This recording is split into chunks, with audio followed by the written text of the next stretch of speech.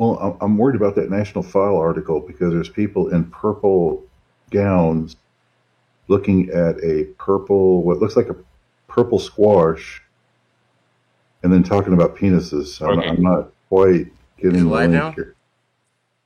Yeah, working. It's working? Yeah. Okay, I guess we're live. Welcome to Anonymous Bites Back. We're back on April 1st. I guess it'll be an hour-long show. We had some technical difficulties. Remember, YouTube went.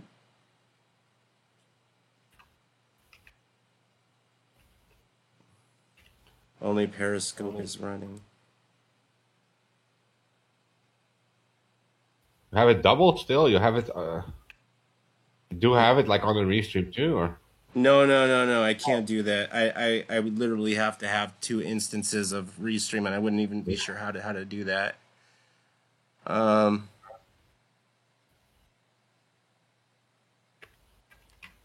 Apparently our restream was working. We need to figure out how to or not reach. We need to really need to figure out how Periscope is going to be handling our videos.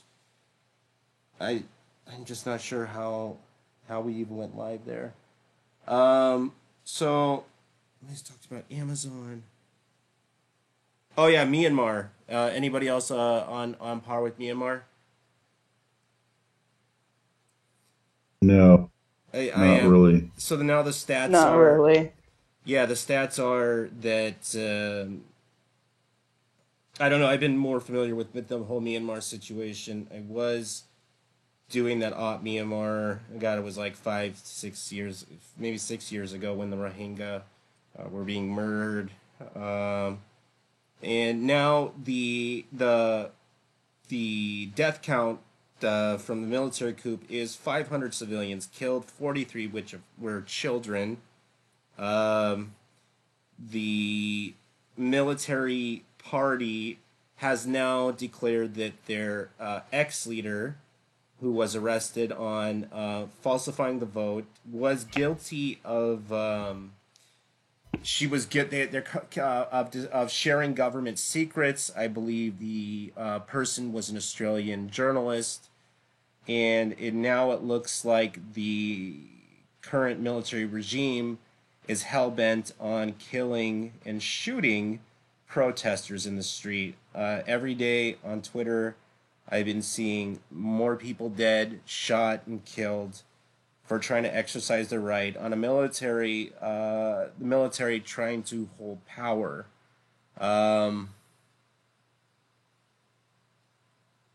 It's not a pretty situation where their own government is killing people in the streets.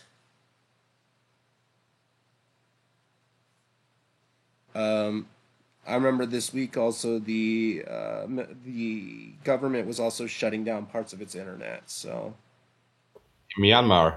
yes, Been going on since March 15. March 15, they closed mobile internet completely off. It's like completely gone.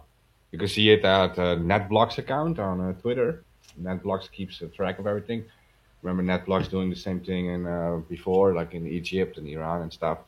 From Myanmar, they show like this drop is like, what is it, like 70 to 80% drop in internet traffic because the mobile connections are gone. And the Myanmar activists say at night they put the internet on off for them. Kind of sad. yeah, I was surprised the death count was already at 500. I thought it was at 100, but I was double checking with an article. It's 500 dead, 43 children.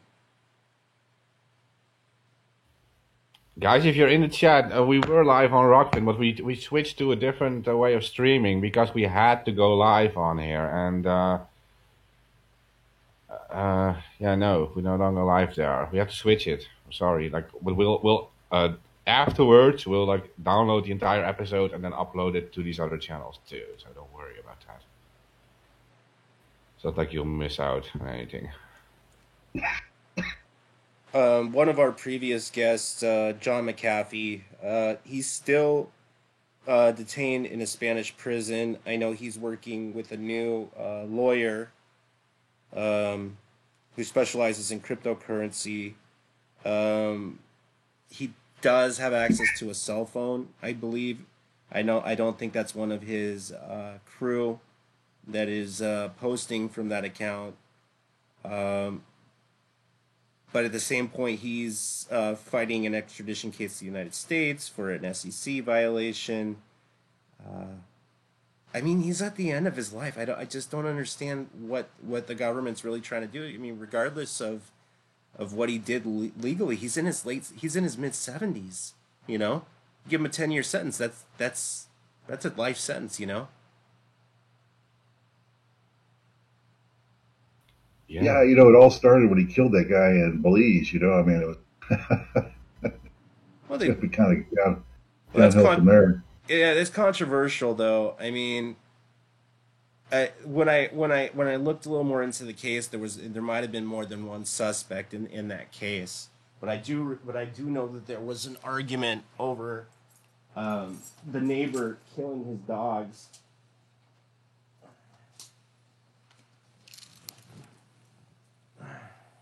So, Well, I'll tell you what, I haven't really seen much in the news at all on oh, about John or in general, yeah, yeah. press. Yeah. Well, Trump isn't really in the presidency, so I'm not hearing as much, coming out of the White House, which is I don't know, could be a good thing or a bad thing. I just Well, you can't let crazy I Joe mean, talk too long. He scrambles shit up. Yeah, I heard that Trump is now doing. He has like a website where you can schedule him to like do a guest appearance for money. that's not surprising. Happy birthday from he paid for a happy birthday from President Trump. Yeah, he's threatening to start his own social media after not defending any of it. I just Now they're all on board. I mean financially, he's fucked.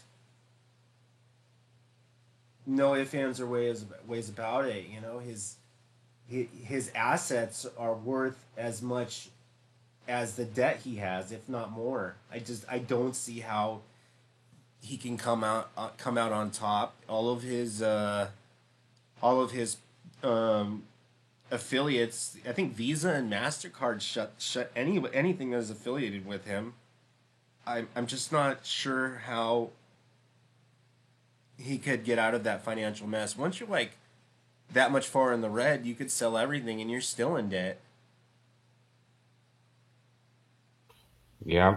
I did like a previous episode. I did like try to explain like many of these billionaires and stuff. They are like keeping themselves into debt, so they never pay tax. Right? They do these yeah, they borrow money on the real estate, right? And so they always have to pay back those loans they got, meaning all the profit they like get in, like supposedly on paper, is used to repay these loans. So they never have to pay any tax and stuff. They just invest in more real estate. Like the guy makes a few hundred million, and he goes to the bank and says, like, I want to buy this new real estate for this like 2 billion. Can you borrow me the money, right? And then he has to like repay forever. So on paper, they're like, you can't really say how much money they really have. So, but yeah, He's almost half a billion in the red, so it's a you got some lot. expensive real estate. Like, is all of that like on mortgage already, or? I believe it's all He'll, loans at this point. he'll have to sell another expensive condo to one of Russian mafia buddies. He probably should get together with Hunter and the big guy, Joe Biden, so they can figure out who's next. Big Biden is in charge now. The big guy. But the reporters will never ask. They'll never ask him about that email and who the big guy is. The reporters will never push back. They're only there to fucking make him look good. It's like that press conference he had where he was literally reading off of note cards. And there was still zero pushback. If there was any pushback, it was completely pre-planned. Oh yeah, that Biden speech. Yeah, I noticed that he was looking off of cards. Yeah, you can see him like turning over index cards. Oh my god, it's It so was sad. so bad. Yeah, he's like a cheap cardboard cutout of what president should be. Well, it is, right? I mean, this the guy. Imagine like the guy going to like talks with these other like political leaders and stuff, and having these index cards with him. People are going to like look like, what kind of fucking president are you? Well, don't worry, because we'll replace him with the cackling hen, Vice President Harris. You know, you'll love it. Oh, good God. Why don't they even have these cheap actors? Why don't they get like a good Hollywood actor to do it? Like some famous guy. Well, see, the last actor we had was Reagan, right? I mean, but he was a B actor. Yeah, it was never like a good one. Obama was like he could do like a good Hollywood movie. Obama is a pretty decent actor. That man Yeah. was smooth. There's no cap. I don't know exactly. Like, Yeah, he had a lot of political capital early on. I think he's exhausted almost all of it, but I mean, they ran him hard for a while. I mean, it didn't matter what he did. It's just like the way he spoke, right? He's just a true, a good actor. Like, Yeah. Now he's chilling in Martha's Vineyard. and he's got Wow. his compound in D.C. where he can run all the conspiratorial ops against everybody. yeah. Well, and then you got him in there again. Hell, you got Joe Biden. I mean, it's just like it's a lot of the same people. I mean, it's like a replay of the two. It's like a third Obama administration. Well, I don't see Biden being a two-term anything. Like he's too old. No, he's not gonna make it. No. I mean, they're probably going to keep him in for 2 years, and then Kamala takes over, and then because she only got 2 years, then she can run for another 2 terms after that. So now we get a good solid 10 years with Kamala. Kamala or Kamala? I don't. Your choice. Yeah. I think it's Kamala, but I don't fucking care. Some call her Kamala because they look at her as a communist. Yeah. Or I mean, Kamala. some call her Camillary because she was Oh, literally she literally inherited like she was supposed to be the next Hillary Clinton. She was coronated in the Hamptons, and then like she was the media darling all throughout the Democratic primary, and then people actually realized who she was. They were like, you know what, nah. And she had to drop out without a single delegate. Then out of nowhere, she gets appointed as vice president. Ooh. I think I kind of find it hilarious that communism is thrown so nonchalantly here in the Western world, but Well, really- with the magic, it's with the really- magic. Okay. yeah. Yeah, my family had to escape what the communists were doing when they invaded my family's country. Yeah. Yeah, I know all too well. Yeah, but like, look, you have the same thing in the USA when they talk about fascism and stuff. Like, sorry, but you guys never actually seen a fascist. Like, if you would be living on the fascism, you would not be so happy right now and talking on Twitter and be making all fun of all that stuff. Like, there's not something to joke about. You know, Lubers. Lubers, I see that all the time. You say I don't appreciate your guys' lack of appreciation for the fact that we beat fascism in 2020. Okay? Oh my God. Oh yeah. Post from iPhone. Beat. Yep. The first Yeah. time in history that we voted out fascism. Yeah. So we voted in Biden, and he defeated fascism. Well, you have cleverly, co-opted some words, and it's progressive liberalism now. That's what it is. I could see that. Fascism's a dirty word. We can't use that anymore. It's progressive liberalism. They're Say, moving ahead. can I say that fascism is an economic system, and this created in Italy, early 20th century, by a guy called Benito Mussolini, and it was written by a guy called Giovanni Gentile. It was his ghostwriter, and it was introduced as a way to introduce communism in Europe. That's how it was presented. And when Giovanni Gentile, who also wrote the autobiography of Karl Marx, introduced his system called fascism in Italy, he received praises from Lenin 2 times from the Lenin crowd. It was only later on that when fascism really got powerful and started combining all the businesses in Italy, that the story became different, but how it was presented was very different. It was presented as an anti-capitalist movement. So when you're saying like we defeated fascism in 2020, you defeated a pure capitalist guy called Donald Trump, like one of the most capitalist guys ever. So yeah, there is some irony in that story about the fascism, and then National Socialism, the Nazis, which is National Socialism, were anti-capitalist movements back then. They were presented like that as worker movements. And it was only later on that it turned out to be something very different, right? It started like mass genocide, waging wars everywhere. But how it was presented at first and why people adopted it was because they had a powerful story. They were against the bankers, big bankers, that's what they said, and they were offering free healthcare, free jobs, free education, all these things they were offering to the people.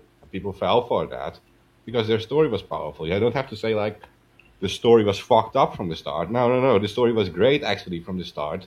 That's why people fell for it. And that's the danger behind true fascism and National Socialism. They have a great story when they come to power. And it's only afterwards when they are in power that they start messing up things and they start like mass murdering people. So you have to like recognize the signs of fascism. Don't forget the communists. They were the response to communism.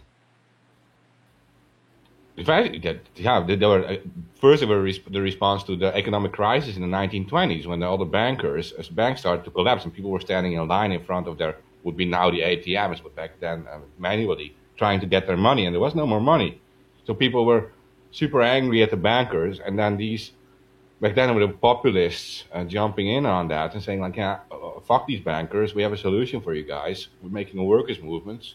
We're calling it fascism. We're calling it like this, right?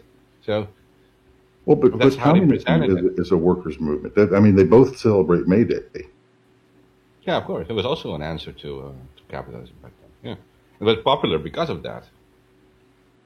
The downfall of capitalism made it popular, and it was only later on, like years later, when these people started to realize, yeah, okay, this alternative to capitalism might be even fucking worse. But how can we say we've defeated capitalism when you still have all these central bankers running the show? And you have to argue, is that true capitalism or not? Like if you have capitalism, like true capitalism, this is not about someone running a hot dog stand in the street, right? I mean, it's about like super corporations running everything. Is that true capitalism or not? Or is this is about people setting the value of the dollar in some Federal Reserve, printing money in the Federal Reserve, like some group of like 8 banks or something running the Federal Reserve? I mean, is that true capitalism? I don't know. It has nothing to do with that hot dog salesman. That's just for me true capitalism. That's what should be called cronyism. People blame capitalism, but that's not true capitalism because that'd be free for everybody. Cronyism is when you have banks that pay themselves and charge you interest for money that they create. Usury. But that's worldwide. I mean, it's just like, all these systems support oligarchs and central banks, except for the National Socialists. They kind of got rid of it there, but they still supported, the rich companies and their own banking. Yeah. You can't get away from it. But why I apply it here in America now is because with the magic word COVID, you were actually able to shut down what were termed non-essential businesses with Yes. mandates. Okay, so that's not America. That's pretty clear. I mean, we can't forget that. When you shut down means of production, that's communism. So O.C. Whistle says, yes, I learned about that too. Wasn't Hitler opposed to the bourgeoisie establishment? Yeah, that's what makes these people popular. They were presented as a workers' movement. And when the National Socialists, the Nazis, had their first meetings at the beer halls in Germany, they were all arrested and thrown into jail as having a violent uprising or so-called uprising. Hitler was thrown in jail. That's when he started writing Mein Kampf and became popular because he had the perfect opportunity to promote himself as a victim of capitalist oppression, a victim of the big bankers. That's when he became really popular among German workers. They said, we need to make a revolution against these evil bankers, and we need an alternative system. And that is how he became super popular, writing these books and blaming certain bankers, which in his case was mostly the Jewish bankers he blamed for it, right? And these were the well-known names, like the Rothschilds and everything. And I was saying, we have to get the money back. So they started eventually raiding castles and taking the art from these people. At start, you have to imagine that the danger is not in that they didn't never present themselves as some evil movement. The danger was in that they were actually a popular movement when they came up, when they started, right? And there is a true danger. People actually wanted these people to come to power. And that's the thing. Only later on, when they were in power, they started doing these criminal acts and starting mass murdering people, invading all these countries, saying the Germans, we German workers need more space. We don't have enough Lebensraum, which is living space. It was taken from us by the French in World War I. They took this area from Germany because back then they won against Germany, and they confiscated some industrial area which had a lot of coal mining and stuff going on. And so the Germans said, we need our living space back. So we take Austria. Austria actually voluntarily submitted to the Germans and said, we will just join them. They're powerful, so we join them. And then they started taking Poland and everything. So that's when it all started. When they get to power, that's when the danger starts, because then you can't stop them anymore. But when they try to get to power, they're actually a very appealing thing, because they present themselves as a movement for the poor and for the workers. Same as the communists in Russia. It is, yeah. It's that same kind of fake choice that you seem to have here, or really in any country. You're given two parties or just a few parties, and then that's your choice. But they're all gamed. So no matter which one you pick, the real agenda keeps on moving. You can only do certain kinds of politics in Europe as well. I mean, that's National Socialism. So it has to be socialist or communist, because that's the kind of politics that works in Europe. So it has to be some version of that.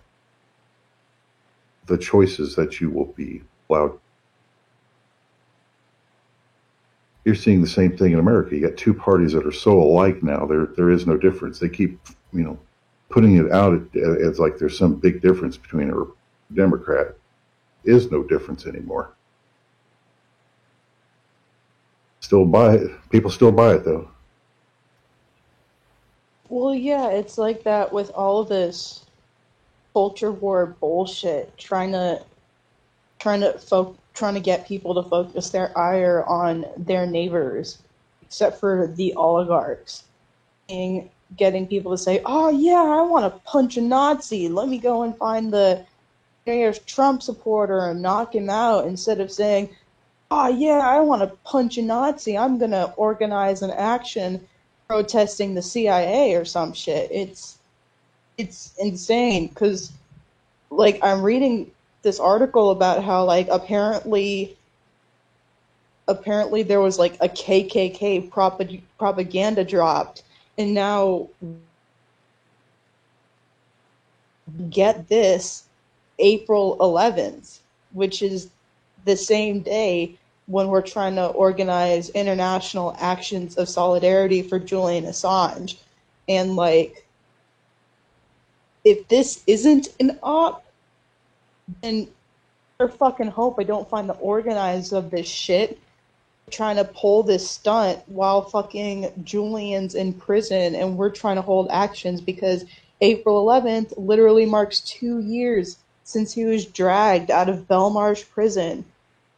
No, since he was dragged out of the Ecuadorian embassy and taken to Belmarsh prison, where he almost froze over the winter. It's Yeah. So yeah, April 11th, wherever you are, please protest the prosecution of Julian Assange. If you're anywhere near LA, we'll be protesting in LA noon, April 11th, meeting outside CBS Columbia Square in Hollywood, marching up to Hollywood Boulevard through the Walk of Fame, and then ending at the CNN building in Hollywood. So, yeah, and there's also going to be actions in DC, in Boston, in New York, in Denver, in Mexico City, Australia, New Zealand, Amsterdam, doing something, Lubers. You want to talk about that? Yeah, Europe, in London, in Amsterdam, and trying to build something for Catalonia too. So, Catalans are listening. Make an event for Julian. We stood up for Catalonian freedom. So, yeah, no, Amsterdam, of course, there will always be an event. Don't worry about that. At the same time, like always at the Dam Square in Amsterdam, 1300. That's one. Oh yeah. I know Jamila and others will be there, and they will. They're always there, so don't worry. I think either me or Rico will live stream from there. So. Awesome. Depends. I will have Rico on the street. I will do like a generic live stream, like having like all the different streams on air. I was planning that for the Clover's Day, Yeah. but something went wrong for that. Oh yeah, but the Pope. the Pope wrote a letter to Julian Assange this week. Did you know that? Yeah. Yeah, really cool. I'm not a big fan of the Pope, but it is a good statement that he does that. Yeah. Yeah, I mean, despite the whole Catholic Church thing, it does just add to the thing that what the governments or how the court system is treating like this is it's utter ridiculous. Yeah, well, I mean, and it just like further adds to the whole hypocrisy and absurdity of the case. Because it's like, are you fucking kidding me? Like, this dude is an award-winning journalist. He exposed war crimes. And you've had human rights organizations like Amnesty calling for his release. You've had doctors calling for his release. And now you literally have the Pope writing him letters in prison, and this case is still going on, and people aren't saying shit. Still, it's fucking insane.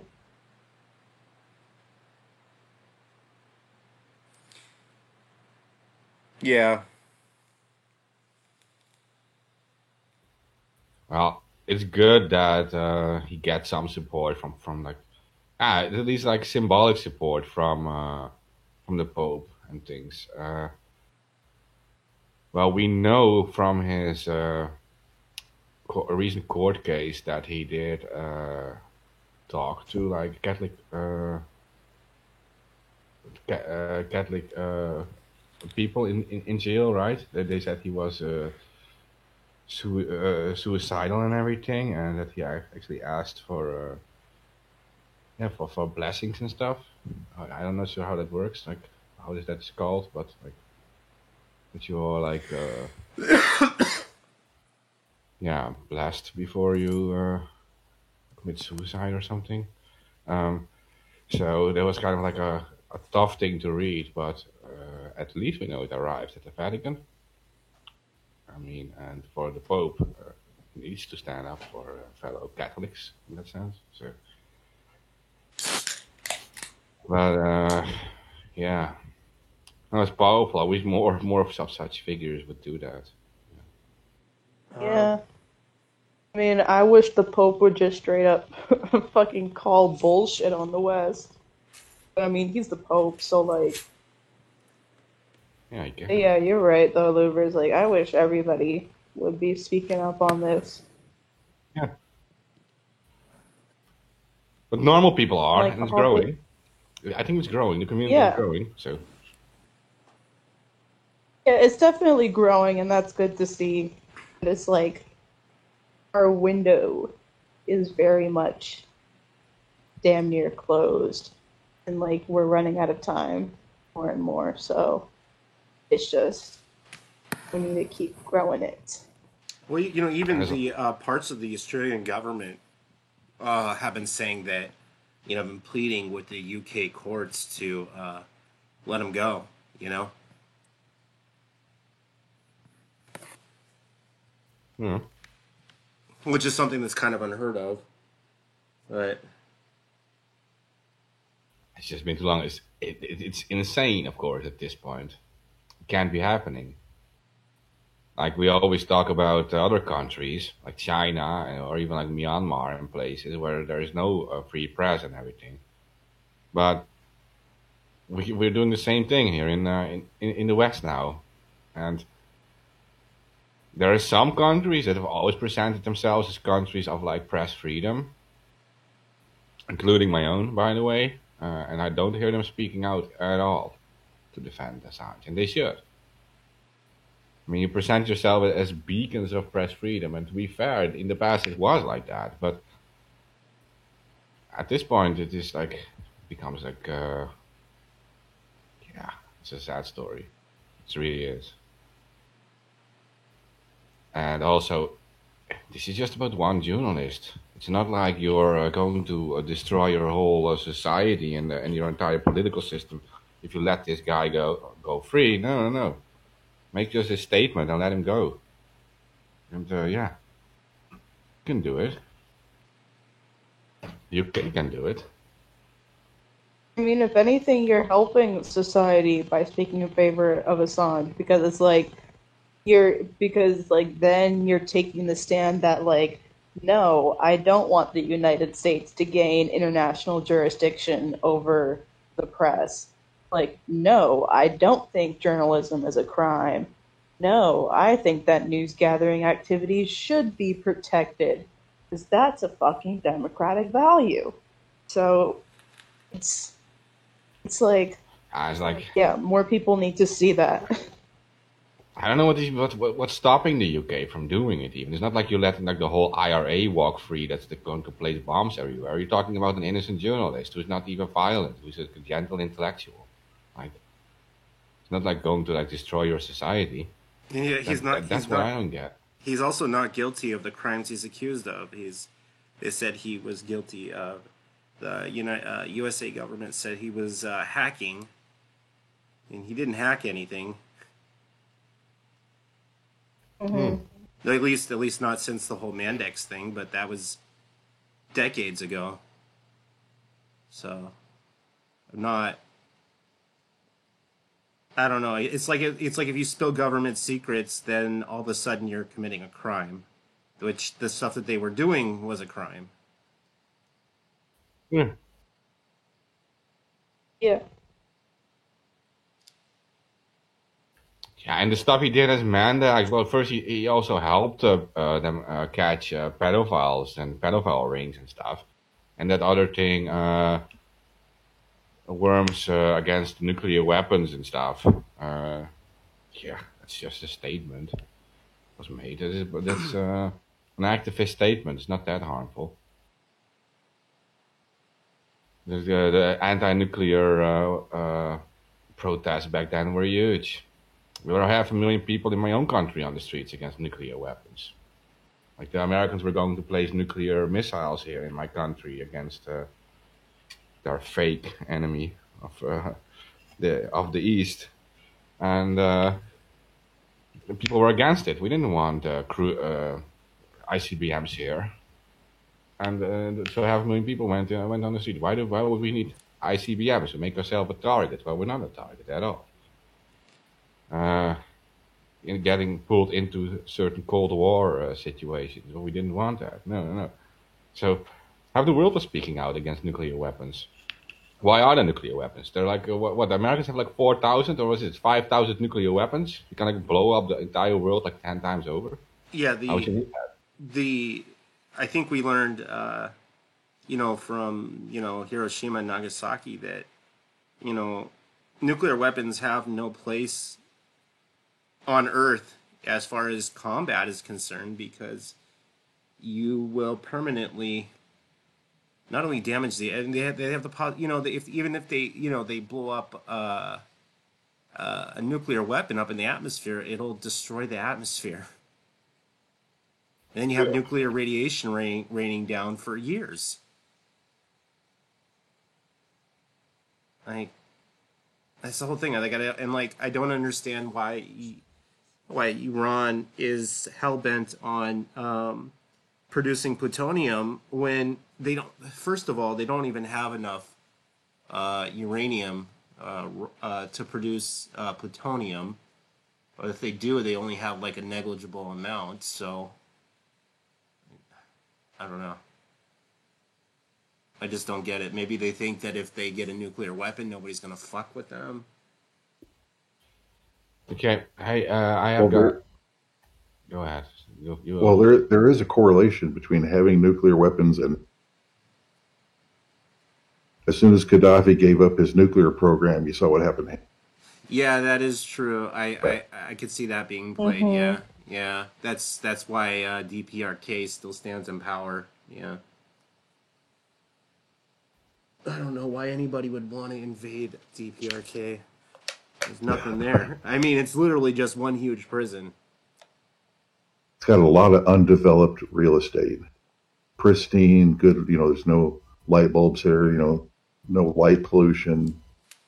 I mean, if you're a true greenie, that's the place to go, starting from scratch. Where they only have like 20 websites, and you have to have a radio that listens into you in every room and spits propaganda all day long. Yeah, at least over there, it's propaganda. There's one channel and they spew the same shit all the time. Here, you got 3 channels that do that for you, and you think you have a choice. Yeah. Freedom is an illusion. Come on. You know that. It's the illusion that you actually have any freedoms. That you have a choice, that's right. Yeah, you have a choice, yeah. Well, when you're dealing with simpletons, simple little 2 and 3 year old type arguments, work pretty good on them. Yeah. It's like all this other bad propaganda. Like I said before, all these billions of dollars, and you guys produce some like cheap crap. It's like, can't you even get me a legitimate deep fake that looks right? I mean, come on. Yeah. What's so hard about that? Hey, well, CNN sent someone over to Syria to sniff a backpack. That was something.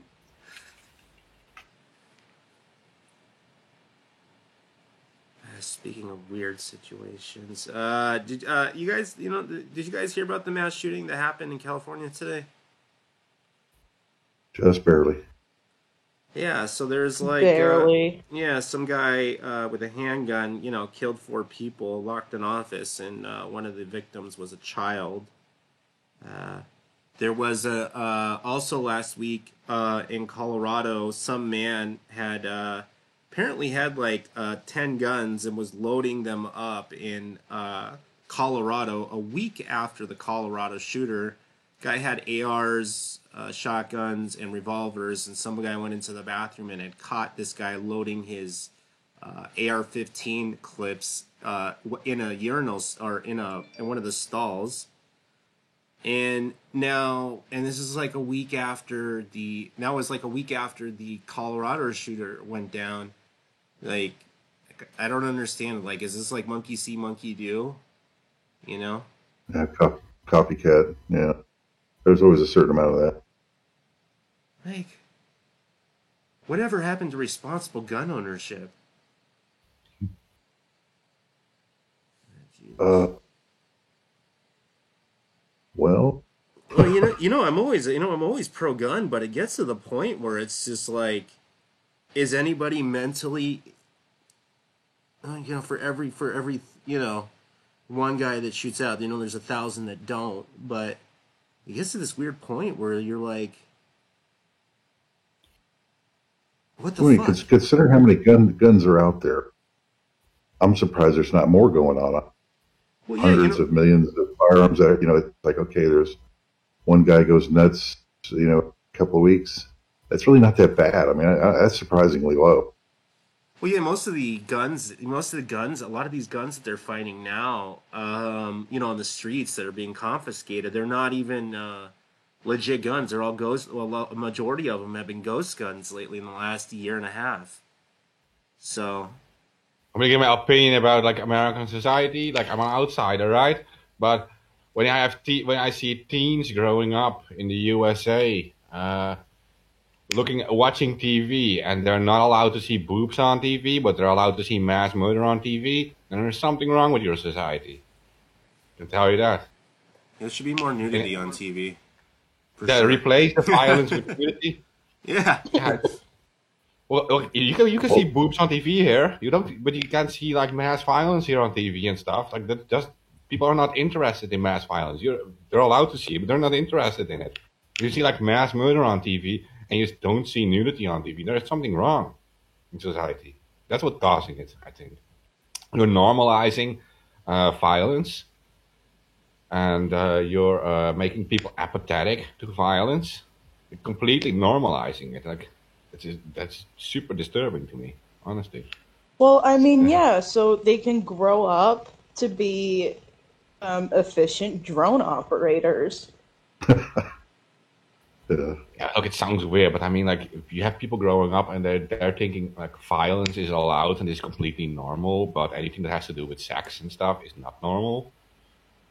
Not like saying like people should be confronted with that at a young age either, but when you were like growing up and you only see fucking violence the whole day on TV and stuff, that's not okay. Well, we got drag queen story time, at the libraries now. I mean, we're becoming more progressive.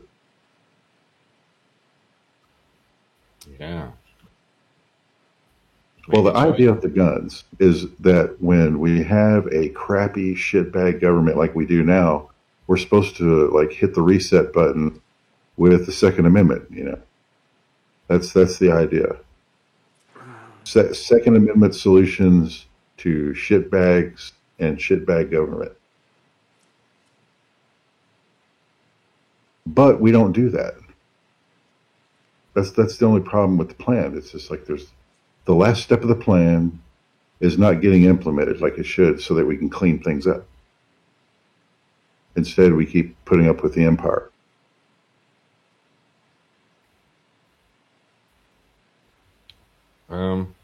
Stanley Cohen, who's one of our anonymous lawyers, he just sent me an article. It's password protected, but he's going to release it tomorrow. What's protected? Oh yeah, what's Stanley been up to? I haven't heard much from him in a while. Yeah, Stanley, just wrote an article about human rights organizations demanding that Israel provides vaccines to Palestinians in the West Bank and Gaza. 6 human rights organizations that they need to supply vaccines to the Palestinian population too. This is one of those weird instances where the Palestinians might actually be better off staying away from this. Yeah, I agree with that. I'm against that whole thing too, the vaccine stuff. But I think it might work in their favor. Yeah, I know. It's kind of like the weird thing, right? But they should have access to it at least. I mean, if you want it, I mean, yeah. So he wrote this article with it's still password protected, but he will release it tomorrow. Well, there's a fair-sized push. Go ahead. Well, there's a fair-sized push in Israel trying to keep the government from being able to force this on them. You know, they're really heavy about, people can't work or travel, even more so there, without the vaccines. They're kind of on the cutting edge of the tyranny in a way. Where people there are asking human rights groups to help them because of what their government's doing. So there's a couple of angles here that are kind of strange. Some Israelis are actually getting a little afraid of their own government and what they're doing to them. Okay, I'm sending the article in the chat and I'm putting the password in it too. Sorry, Stanley, but you're dropping it too anonymous. I do know what the I kind of have an idea what the Israeli government would say in response to that letter, though.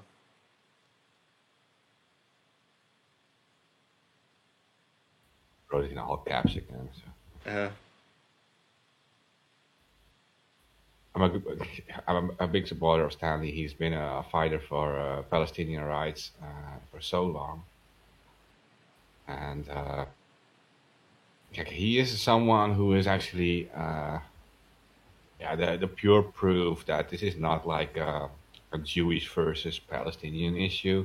He's a Jewish lawyer, and he's been fighting for Palestinian rights for decades and decades, and I think he even defended Hamas in court. Yes, he did, and got into quite a bit of trouble. Mm-hmm. Yeah, he lost his one of his kids due to a bombing too. I think I'm correct. So, but he's been one of the main next to Jay Lederman. He's Stanley Cohen is an anonymous lawyer, and he defends anons against prosecution. And he's been a great friend of mine for many years, and he is one lawyer I really trust, and he will stand up for our rights always. And when going back to WikiLeaks, he defended the anons that got arrested over the attacks on PayPal, right? When WikiLeaks lost its donations, the ability to receive donations through PayPal and MasterCards and stuff. And Anonymous started Operation Payback in 2010. And started launching attacks against these financial institutions in response to blocking WikiLeaks. And Lance got arrested over it, and Stanley was defending them in court. And yeah, that's how he became kind of like a lawyer. And he's always stood up for our rights, and he will always do so. He's been in a lot of trouble. Tyler. He's like the American government hit him really hard. Oh yeah, because of the whole thing. Okay. Yeah.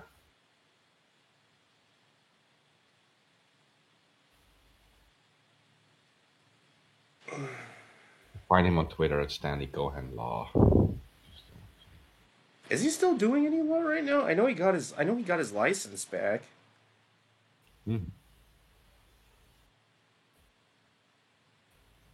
Yeah. Yeah, you can get him if you need him to defend you. You can contact him always. He replies to DMs. Yeah, he does. I used to send him. I usually send him like punk rock music. He likes. Sends me punk. Yeah. Yeah, I can see that with Stanley, to be honest. Yeah.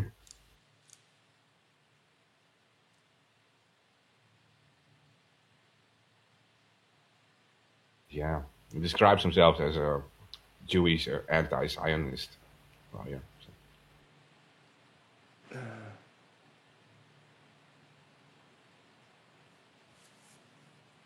Didn't he defend like these people like what was it like? Did he defend like Bin Laden and stuff in the past too? Did he? I think so. I'm not sure anymore. I'm hoping I'm not saying something weird, but No. He did Hamas. I know that. no, that's what you. Yeah.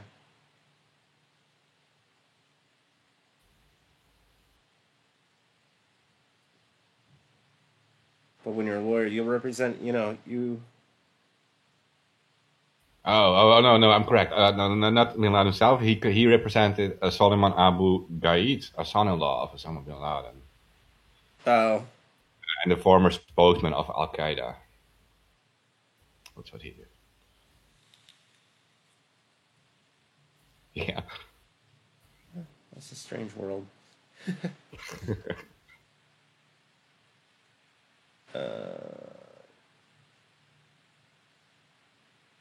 Yeah, I guess we didn't talk about the whole Echo Park situation.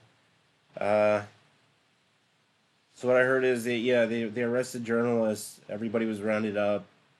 Um, Everybody was kicked out of the park. Yeah, 182 people. That's how many people they arrested a week ago now. This night, yeah, they arrested 182 people. And they put up fences around the whole park and basically cleared the whole encampment.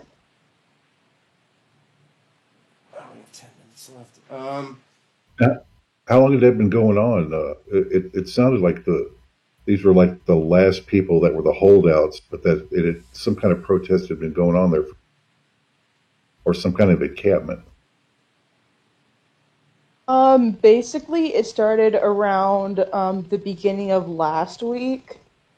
I don't even know if my timeline's right. Yeah, I think it was the beginning of last week, where like last Monday or Tuesday, we got word that Mitch O'Farrell, who's the city councilman for that area, was going to order the encampment to be completely swept. And so Wednesday morning, which was when he initially ordered for the sweep of the camp to happen, a bunch of activists and media showed up, and people from like the Echo Park community as well showed up. So they didn't do anything. But then later that night, so Wednesday night at around 7, 8 or so, LAPD came in big numbers.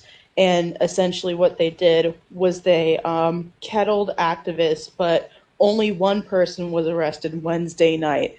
And that was also the night, because they kettled activists, they were able to start fencing off some of the area. And Thursday night is when they actually ended up clearing out everybody from the encampment. Everybody was cleared from the encampment. All of Echo Park Lake was fenced off, and all the people there who were there protesting it, 182 of them were arrested, including members of the National Lawyers Guild, and 9 of them were journalists. And then Friday was when they was when they actually brought in sanitation and they cleared the whole encampment. And there was still an LAPD presence there on Friday too, because I actually went to check it out on Friday to kind of see like the aftermath of everything. And yeah, unsurprisingly, none of the police officers had comments for the fact that journalists were arrested and 182 peaceful demonstrators were arrested. So yeah, now everybody living in the encampment is just kind of scattered because the quote unquote plan that they had to try and give people transitional housing, surprise, surprise, it wasn't actually doing anything. So yeah, now a bunch of people who originally were in the encampment are now just scattered.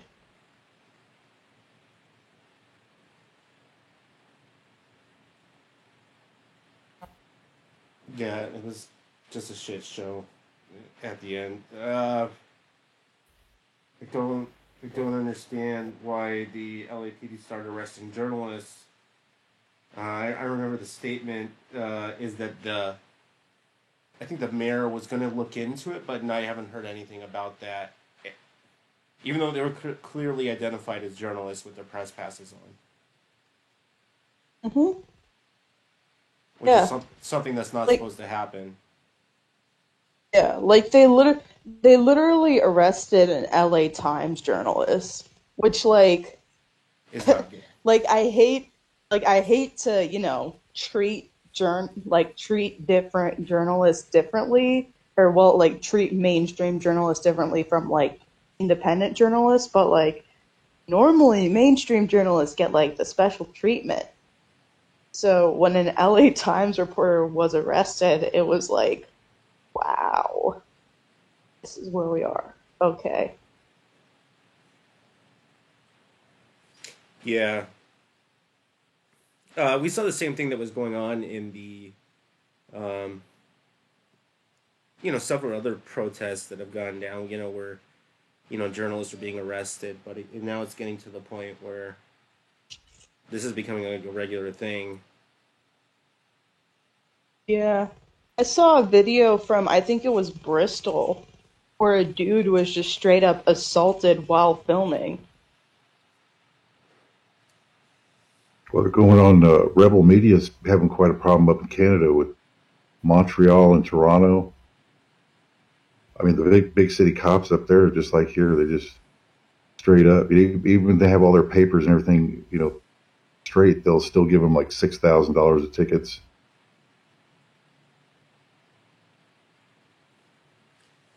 It's just it's a global takeover. Okay, they've got everybody convinced. They got everybody scared, like a bunch of scared ninnies, stiff. You're about ready to fall over like a good stiff cheap wood. Where yeah, Hey Tyler, I know we don't have much time left. Maybe what other things did we not cover yet? I think we covered it all. We have 5 minutes left. We talked about the Amazon thing, but that was on the other stream. But yeah, Amazon is. Okay, well, let's start with Amazon hiring this troll group called Veritas to defend Jeff Bezos on air. Yeah, What I read about it.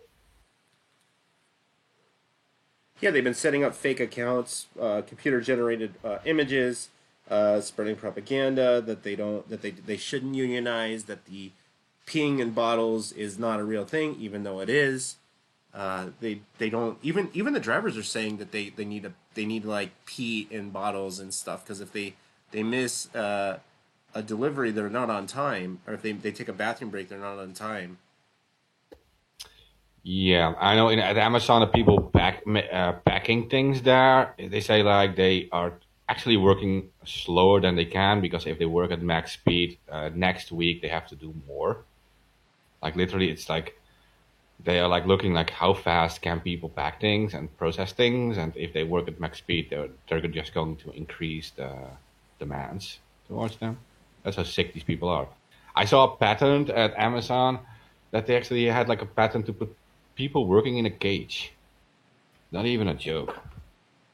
It's like they had in that patent, which is a patent on Google available. You have like you can search on Google. It's like Amazon patent cage, and you see literally a picture of a guy working in a metal cage, and surrounding him are all these drones and all these things doing the other work at Amazon.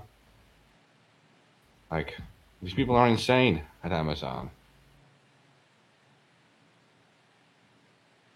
Well, the corporations are in power. I mean, this is they obviously run things now. When you can censor the president, you're pretty much in control.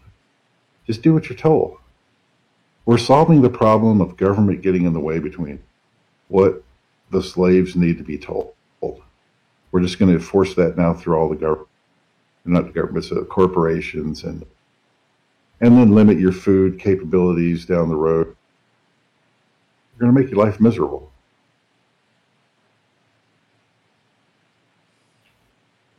They honestly think they run the show and can tell you what to do. Tell everybody what to do. Yeah. Okay, that's cool. Okay, so we can bash just Amazon. Amazon is really bad.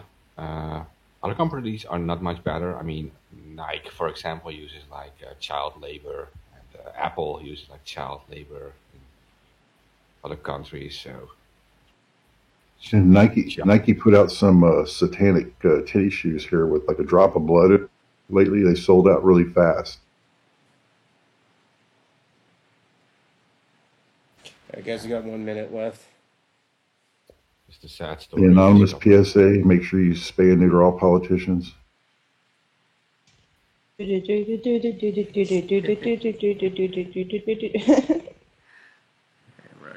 I hereby declare this to be an unlawful assembly. Watch out for corrupt cops.